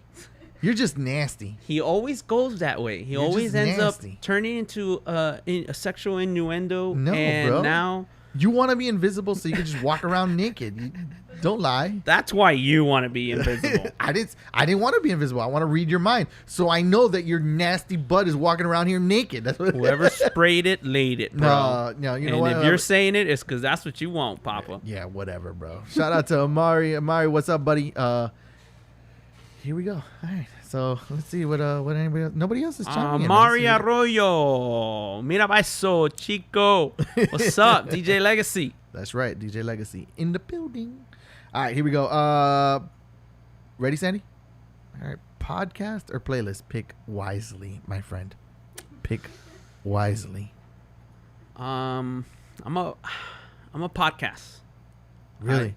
You know why? Because we listen to music all the time, and literally when I leave a gig, I'd rather hear some talking than hear more music. I turn everything off. Yeah, I'd rather learn something from a podcast or a funny comedian or something that I can hear some stories, because we hear music all the time, and music to us is not the same for an average consumer. 100% facts. Sandy. Oh man, yeah, good choice. All right, playlist or podcast, people. Playlist or podcast. He said, "Dímelo." All right, here we go. The Rock or Kevin Hart? You know, I'm gonna go with Kevin Rock. Kevin Rock. They're both awesome. I love both of them. Kevin Hart. It's not pick both. It's this or that. Didn't he say this podcast, there's no rules, you could do what you want, Yes. There's nobody telling you? Yes, but this is the segment where there's rules. Poop. The Rock. I truly admire The Rock. I admire his work ethic. I respect everything he's done up to this point. Maybe he's not perfect and has done things that maybe others don't agree with. I'm sure we all have. But up to now, The Rock has demonstrated to me a lot of the values that I want to make sure I inherit and exhibit myself. He's the people's champ. Yeah. He's the people's champ. There you go. Yeah. Kevin Hart's just really funny. Are you a Kevin Harter? I love Kevin Hart, mind you. That's why I would take both of them, but since you made me pick. I agree with you. It's really a tough choice, but I am a Rock guy too. I know Kevin Hart's work ethic is ridiculous. It's crazy. Oh, for sure. Have man. you watched his documentary? Yeah, it's ridiculous. It's crazy. I don't even know how he keeps up with everything. The Rock, same thing. It's intense, but it's something about when The Rock talks about political concepts or anything else. I love his train of thought, and he's just a very open, really I think we can relate to him guy because he expresses a lot of his emotion. Yeah, and I think that's honest. what makes us feel that that's me. That's me. Not to say that he's Kevin real. Hart doesn't. Kevin Hart shares his emotion, but through laughter, through jokes, through stuff, and that's just a different approach to it. Mm-hmm. I think The Rock is just very, very. genuinely open and without remorse. Like, okay, if you don't like it, cool. Turn off the station. Flip the page, swipe left, swipe right. I don't care. You know what I mean? Like, and that's what I really like about him. I think that's what resonates with me with him as well. So shout out to The Rock. We got hashtag rock him. For sure. And Kevin Hart, man. I love Kevin Hart. Don't get me wrong. But if I had to choose, sorry, Kevin, it's another one of those incidents where The Rock is carrying you like a little baby. Oh my God. Why? You didn't have to add that. You didn't have to add that. Well, now it's on public file. When you become famous. There goes our shot of having Kevin Hart on the show. Yeah. Way to mess that up, bro. Way to mess it up. Yeah, but we might get The Rock. So I'm going to take this to the... What'd you do? I don't know. You took an apple bite? I don't know, man. Why'd you do an apple bite? No, here. You didn't gotta hit the prep me. boom. Yes. Next one. All right, here we go. Fiction or documentaries? I'm documentaries all day. Bingo. Bing, bing, bing, bing. All day. I love my fiction stories. Don't get me wrong, but documentaries they resonate a little stronger because it's real. Yeah. No, and I love learning. So, Yep. documentaries. Same for you, Sandy? Yeah. Documentaries. Yeah. What are you guys at? All right, here we go. Guitar or piano? I would say piano. I've always wanted to learn to do the piano. I took a few lessons. You want to be a pianist? And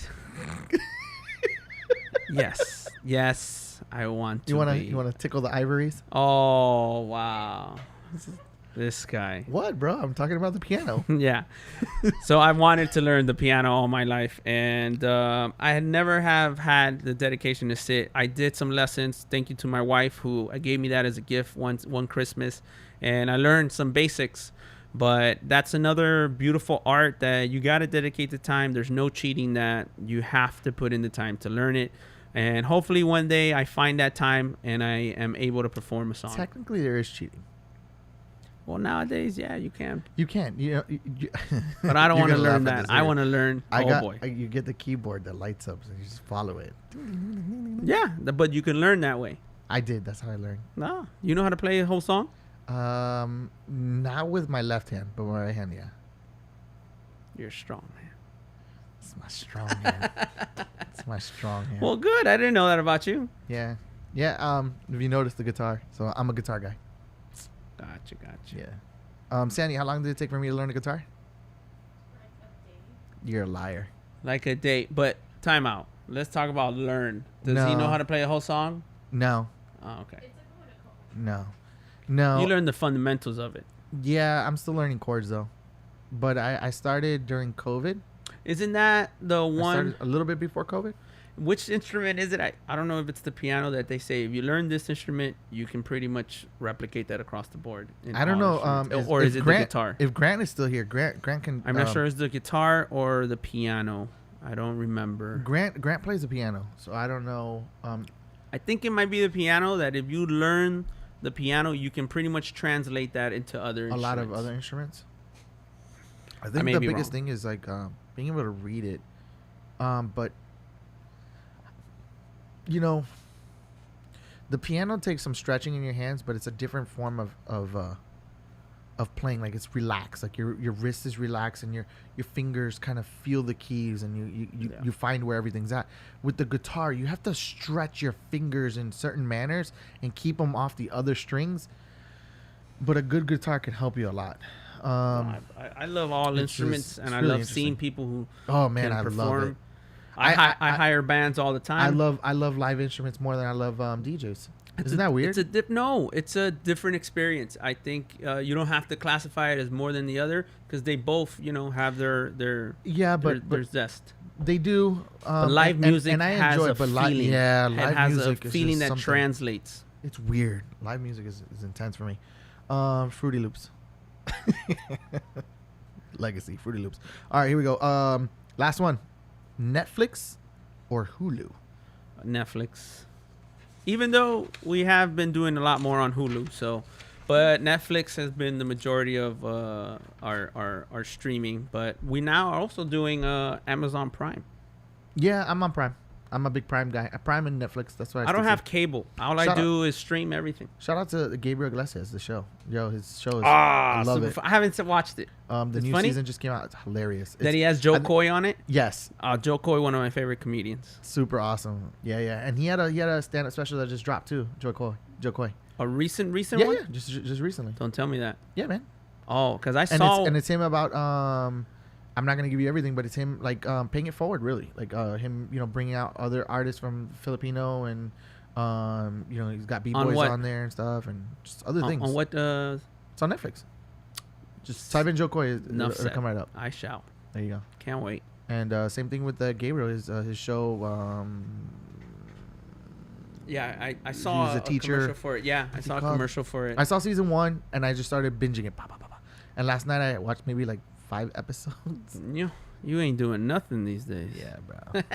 It's my chance to catch up. All right. Woo. What's your biggest kitchen fail? All right, so it wasn't necessarily a kitchen fail, but here it goes. It was for Valentine's Day. It was for my wife, and we You're lived trying to in. make that chocolate. We lived next to my parents in an Misa, efficiency oui. attached to their house, and we had no kitchen, so we had to go to my parents' side to get to the kitchen. So what I did is I put a nice little table. I put red cloth on it. I set up a table setting, and I put candles around the room, and then I put 2 candles on the center table, but it was the long ones. And yeah, and then I went and I was cooking. So I went to the kitchen, and I'm cooking, and then when I run back in, walk back into the room where I had left the candles, half the table's on fire. And you're supposed to light the I candles. literally almost burned down my house and my parents' house. And that would have been our Valentine. Luckily, I saved it. We lost the tablecloth, the table, the plates that were there for ornaments, and we lost the candles. Everything smelled like smoke for a little while. Oh, yeah. So luckily, I didn't damage the house, but it could have been real, real bad. And my only other kitchen fail would be I'm Colombian. So one of my favorite things to eat for breakfast, arepas. Okay. And my mom makes arepas, and I'll buy them if my mom hasn't made some. For those that don't know what arepas are, why they're don't you explain, sir? griddle cakes. That's what they call them. All right. White griddle cakes. That's the English description for them. And when you put them on the pan, there's been times that I leave them on there, and I get caught up, and they start to smoke, and you burn them to a crisp, and you can burn your kitchen down. So I've done that a few times, but that would be the closest thing to my biggest kitchen fail. Nice. I got one. Oh, boy. Yeah, it's bad. What happened? All right, so I want to talk about it. Okay. This is no more therapy sessions for me, bro. All right, here we go. All right, so basically, I had my trailer, and I was like 16, 17, right around there. Came home from school, and I decided I wanted to take the wood out of the trailer, but every time I would come home from school, I'd cook something. So I heated up a pot of oil, and I went outside. And I, started taking some stuff apart, and I came back inside and I threw the chicken nuggets in, because I used to buy those Tyson chicken nuggets. And I threw the chicken nuggets in, and I was like, okay. And I checked it, and I had the heat at a medium temperature where I normally would like it.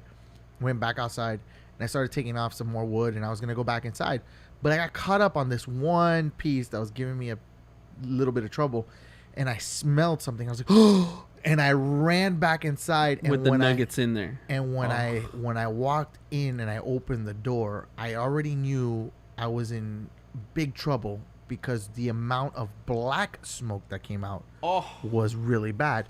Well, the fire reached the roof, and it was burning everything down. I literally went in, grabbed the pot, and threw it. Where? Like, I just threw it. On the floor. And I just threw it to the side. And then I was looking for the fire extinguisher, because the fire extinguisher happened to be underneath the oven.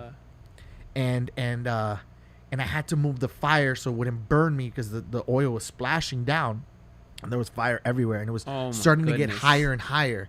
And I knew that if I could avoid it burning the roof, I could save the house. Now, mind you, the dog's inside the house. So now I'm really thinking about everything going on. So I'm able to contain the fire and slow it down while I run and grab the phone and open the windows to try to get all the smoke out.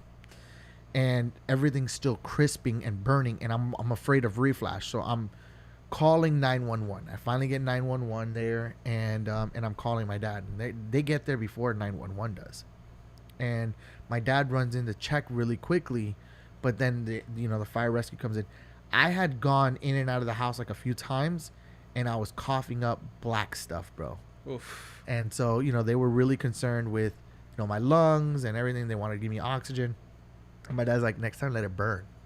But the good thing was we got a new kitchen, and we got like a new fence, and we got all kinds of new things because Insurance claim. the insurance money fixed that. But It's crazy. I had to go through like a questionnaire with the insurance company. That's We had to change all the clothes, everything, walls. a bad moment that turned into an opportunity.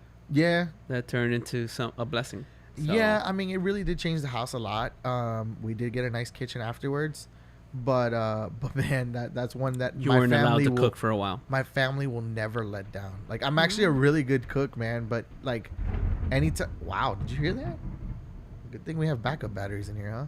So anytime that we're cooking and they're like, "Oh, Eddie's cooking," Oh, it's like I always have to hear it. Oh, like, now you're gonna even if really you hear even it. if you get like a little smell, like something burns on like the stove or something, and you get that smell. It's like, what are you burning? What are you burning? So whenever you walk into the kitchen, this is what we're gonna hear. More like this. Move. More like this. Is it gonna do anything? Oh, there it is. Crash and burn, baby. That's and burn. That's more what it's like when I walk into the kitchen. All right. Have you ever sent an awkward text to the wrong person? Oh, Man. Yes, not the wrong person. Yeah. Well, it was to my now wife at that moment.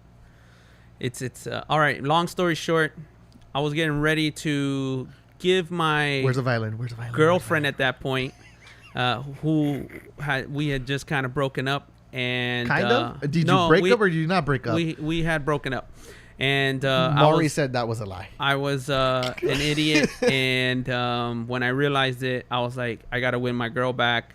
And what I went to do was go get her a promise ring, but her best friend is my cousin, and I needed my What? cousin's. This was 4 years into us having been together. This is so interesting. And was she at the wedding? My cousin? Yes. Yeah, of course. Which one was she? Oh man, get out of here! You're not gonna remember. So I'm like a fish. she was helping me pick because she knew what my girl would have wanted. So I went to the mall, and that night I was gonna meet up with my girlfriend. At that point, we had broken up, but this was my comeback. I'm coming to fix, and I'm gonna get my girl back. And lo and behold, when I went to the store to look at the rings, I went and texted my cousin a picture of the ring, or I thought I texted my cousin. I sent it to my Your girl, now wife. my now wife. But at that point, she wasn't supposed to see that I was about to do this. And that was the worst mistaken text I've ever sent, because it was supposed to be a surprise. But in the end, it actually ended up being a blessing, because she saw that I was about to do that. And she was like, slow down. We're broken up. We're going to talk about things. And we're going to take it slow, and we'll approach it in a very different way. And that was the beginning to... So I'm confused, though. You were dating another girl before your wife? Is that what it is? No. We were together for 4 years. I break up. I tell her I want to be single. And then you realized that you sent the text to your broken up girlfriend. correct. Who we were going to meet up to talk. Who were you going to really give the ring to? Her. So we break up. Okay. And then I'm like, we spent some time apart. And But you then were I'm going to like, send it to your cousin. Can you listen? You were going to send the ring to your cousin. And what I was doing is I'm going to go win my girl back. I broke up with her. So now if I want to continue Get this the relationship. story right. She might be listening. No, she is. She probably is. And she knows it. And I tell it to others too. So I'm going to win her back. So Okay. my... Baby, come back. Yeah, here, I got a ring. I'm ready to dedicate myself to you, and this is what I want, and I'm making a promise. I can't get you an engagement ring, but here's a promise ring. Okay. And I'm suck at jewelry. I suck at buying clothes. I suck at buying anything fashionable. So I needed some help and guidance. My cousin, her best friend, I was going to text her the picture of the ring before I bought it. Okay. So I went to the store, boom, boom. What do you think about this ring? And I text the picture, not to my cousin. I text it to my girl, even though we're broken up right now. Did she ever get the ring, though? Eventually? You did the wedding, buddy. I'm not talking about that. I'm talking about the promise ring. Of course. No, she didn't get a promise ring because She got the real thing. she was shocked that was where I was going with it. And we were just in a different place and we needed to talk. But my solution, the way I thought I was going to fix it all was I'll get a promise ring and show her. And that's how I'm going to prove it. Because I remember that being part of the wedding. Like, there was a talk about, we had a rough time and blah, blah, Yeah. blah. And, like, that was a big story about it. And then, like, I think one of your family members even brought that whole story up. But I had no idea what the backstory was, and I just got it. So, yeah, It that was was over a bad promise text. Bad text. Wow. Which was the cousin? Luzmila. Okay. Lulu is her name. She didn't walk, though. No, we didn't have only our direct family, my brother Right. and his wife, my 'Cause sister. I remember the list from the... Yeah. Okay. All right. There you So, go. yeah, that was it. There's the story. All right. You trying to send a promise ring to your cousin, bro? Oh, my God. We're going to have to speed this up. My stomach's starting to rumble, boy. All right. We're gonna wrap this thing up because we're at the 30-minute mark anyways. We're a little bit past the 30-minute mark. All right. You want to pick one? Pick one. Pick one. Pick one. Dun, dun, dun, dun, dun, dun, dun, dun, dun, dun, dun, dun. If you could make a rule for a day and everyone had to follow it, what would that rule be? Ooh. Dun dun dun. That rule would be to respect every single human being you come in contact with. Oh my goodness. What happens if you don't follow the rule? No, that's too many questions, bro. I'd have to build a plan. There's going to be a contingencies. There's going to be some rules to the rule. Nah, man. It in the end, that's all I think we all want. Respect from each other, right? Okay. In the end, that's all. Yeah. And if we could all find a way to do that, I think we'd all be able to live in a more synchronous way. We'd all be able to understand and just respect each other. And that would clear a lot of... I'm never playing words with friends with him. That would clear a lot of ignorances up and allow others to be without ever having to worry about what others think, feel, or how they see it. So, yeah. The Life and the Mind of DJ LS. Woo! We're going to write that book, bro. Yeah. We're writing that I'm book. building more stories. I need more experience before I ever start to try and help others. So that's what this is all about, right? And same thing as with business.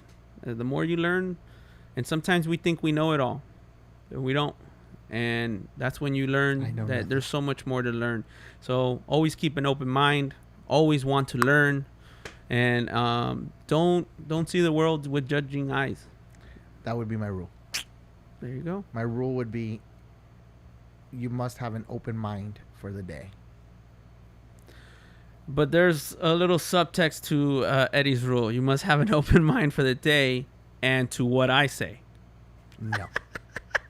No, you have to have an open mind. That way you can experience what it's like to know that you know nothing. Correct. Open Correct. mind. Correct, man. That would You be can my grow. rule. Sandy, what would yours be? Your rule. What would be your rule? If you could make one rule for a day, what rule would that be?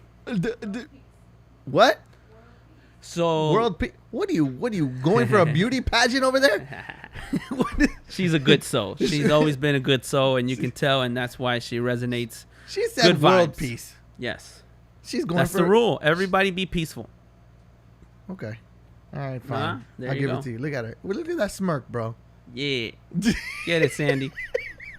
World peace. We're going to make this happen, girl. I have the rule respect. Your rule is world peace. we're actually gonna. Well, I don't know if Eddie's gonna fit in that world. He's got a big old V on his chest. He's yeah, but out I can for- read your mind, bro. But I can read your mind. So, All right, yeah, man. last one, man. I gotta hit you Dímelo. with this one. Could you go a whole week without your cell phone, TV, or internet? Give me my wife and I'm fine. Dope. Yo, he's gonna Netflix and chill tonight. That's my best friend. I don't need anything else. Let me you know? tell you about my best friend. We spent hours and hours. We've been together for 10 years and we still meet each other. And if I'm not working, I wish to seek the time look, with her. Look, she got sparkles in her eyes. She's like, there's hope for me. It's not an easy road. It's not an easy road Well, to get bro. to a point with someone like that. But I am Miss blessed. Congeniality over here, and then this one over here trying to, I'm blessed. the Dalai Lama. My goodness. Careful, your wife might call me up and make me sit you down for some sessions, Papa. No. Jeez. Somebody help this man. My goodness. Yeah. Yo, your wife is she's over there going, I hit the jackpot. I hit the jackpot. I hit the jackpot. Get yourself a Colombian. There you go, Poppy. Yeah, It must be the arepas. it is. I'm eating ropa vieja in the morning. Oh, Ladies man. and gentlemen, that's Pass the Mic podcast. I want to give a big round of applause for my man DJ LS. Bro, I really appreciate you coming in, man, and having fun with us. I hope you had fun. Did you have fun, man? It's been an awesome time, man. We could look how much time spent.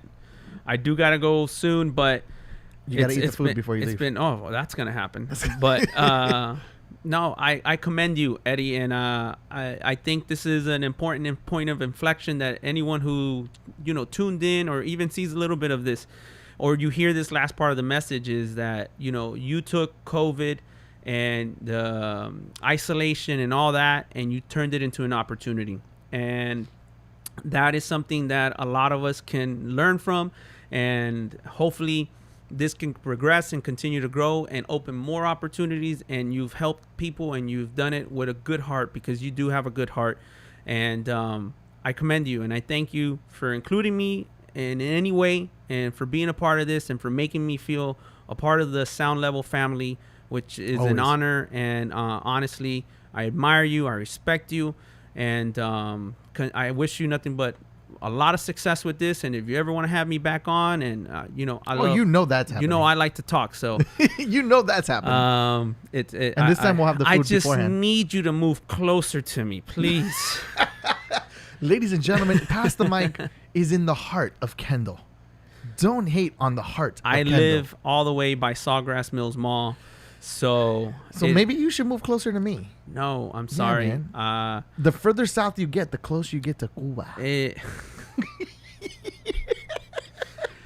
Birds. Yeah, road is right there. Wait, birds live. No, you see, I was wrong. Yeah, birds go to the migrate south. Yeah, so no, go live in the north, Oye, pajarito. north of the wall, North of the wall. north of the wall, No, man, that was a bad thing. They took down the wall. north of the wall.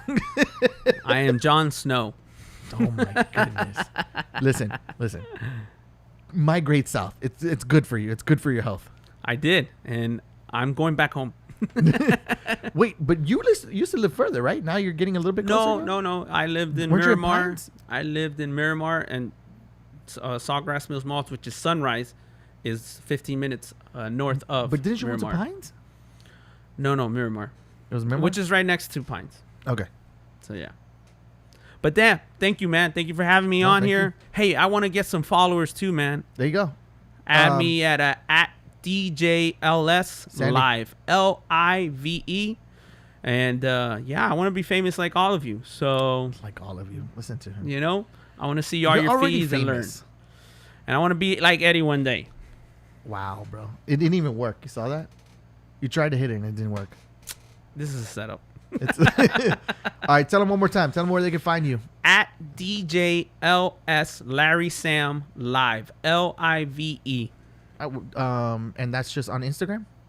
On Instagram, on Twitter, pretty much all my platforms. If you want, you can go to my website, which is the same, There it is. DJLS Live. And my company, which is a partner of yours, we pretty much work hand in hand, which is RMP DJ Live, LIVE, which stands for Rock My Party DJ. there you go, rock my party, man.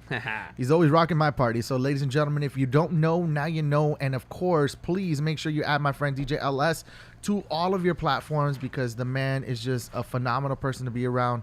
He knows a lot about a lot of different things, and he's always an open book. And he, as you can tell, if you haven't listened to the podcast, he's just a warm-hearted guy and just amazing to be around. So make sure you log in, tune in, and check out all the amazing things that he has going on, because you never know. You might be at a Heat game or Marlins game or somewhere out in some concert, and you're going to say, hey, I got to know a little piece of that guy. Yeah, always hit me up and follow me. If you ever want to go to the Cleveland there, pass by, I'll get you a drink, man. First round. Don't ask for more than that. But yeah, we're always open. In order to get the free drink, you got to be like, hey, PTMP Live. Free drink? Yes, That's how it's gonna sir. work. Get it, baby. Make That's sure how you it's tune in. Ladies and gentlemen, that's Pass the Mic Podcast. Thank you so much. Big shout out to Sandy. She did an awesome job back there. So shout out to you, our director. And until the next one, we'll see you later. It's Pass the Mic. Woohoo!